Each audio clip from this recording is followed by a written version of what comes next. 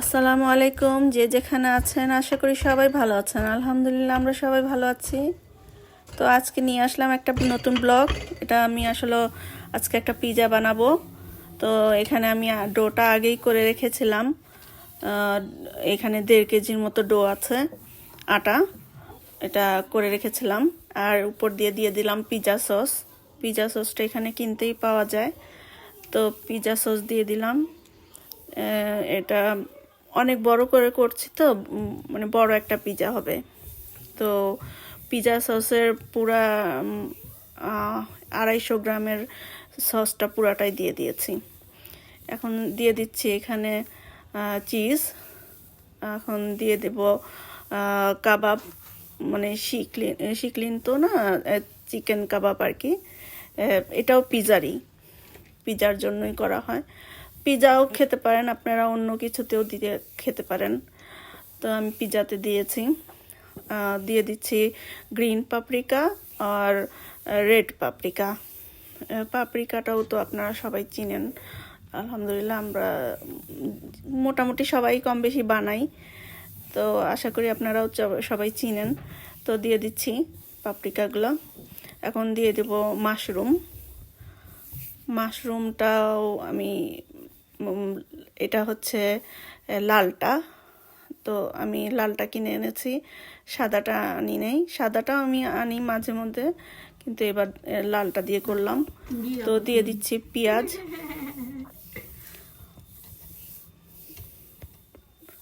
এটা আমরা কৃষি মার্কেট থেকে চুরি কিনে আনছি। কৃষি মার্কেট থেকে চুরি আনছি। তো আমার মেয়ে আবার একটু মজা করলো। সে এগুলো দেখে বলতেছে যে এগুলো কানের দুলের মতো হয়ে গেল। আর এটা হচ্ছে একটা মরিচের মতনই এখানে পাওয়া যায়। এগুলা ফ্রোজেনও থাকে, কাঁচাও থাকে। তো আমি ফ্রোজেনটাই এনেছি, একটু ঝাল হয় এটা। তো দিয়ে দিলাম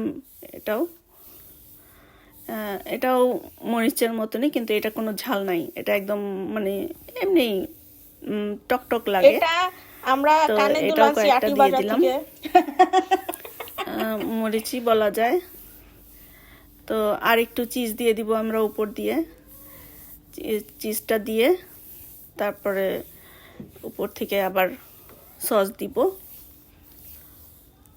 তো আমি এখানে গার্লিক সসটা ইউজ করেছি। আর গার্লিক সসের সঙ্গে আবার চিলি সসটা মিক্স করে একটু রেড সস বানিয়ে নিয়েছিলাম।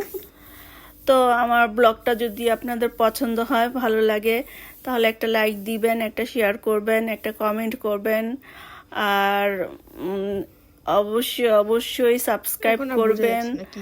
আপনাদের কাছে এটা আমার চাওয়া যে আপনারা অবশ্যই আমাকে সাবস্ক্রাইব করবেন। তো আমি এখন নিচের ইয়েটা দিব, চুলার নিচের অংশটাতে দিব। পুরাটা আমি 250-তে দিয়ে পুরাটা চুলা গরম করে নিয়েছি, একদম অনেক বেশি গরম করে নিয়েছি, যাতে দিলে পরে রুটিটা ভালো মতো হয়ে যায় নিচে দিয়ে। এই কারণে তো আমি প্রথমে নিচে দিব, তারপরে নিচের অংশটা একটু হয়ে আসলে তখন আবার আমি উপরেও আগুনের ইয়েটা দিব। তো আমি পুরো 250-তে দিয়েই বানাচ্ছি, কারণ পিৎজাটা আবার মানে অনেক আগুনের দরকার হয়। যে কারণে আমি প্রথমে নিচে অংশে একটু করে নিয়েছি। তো পরে আমি আবার উপরের অংশটা করেছি, মানে উপরের আগুনটাও পরে দিয়েছি আর কি। উপরের আগুনটা প্রথমে দেই নাই। তো এই যে আমাদের পিৎজা রেডি হয়ে গেল। তো আমরা এখন নিয়ে যাব, আমরা সবাই মিলে খাবো। তো এটাই আমাদের রাতের খাবার, এই কারণে অনেক বড় করে করেছি, সবাই মিলে খাবো। তো আমাদের জন্য দোয়া করবেন, আপনাদের জন্য আমরা দোয়া করব। ভালো থাকেন সবাই। আল্লাহ হাফেজ। আসসালামু আলাইকুম।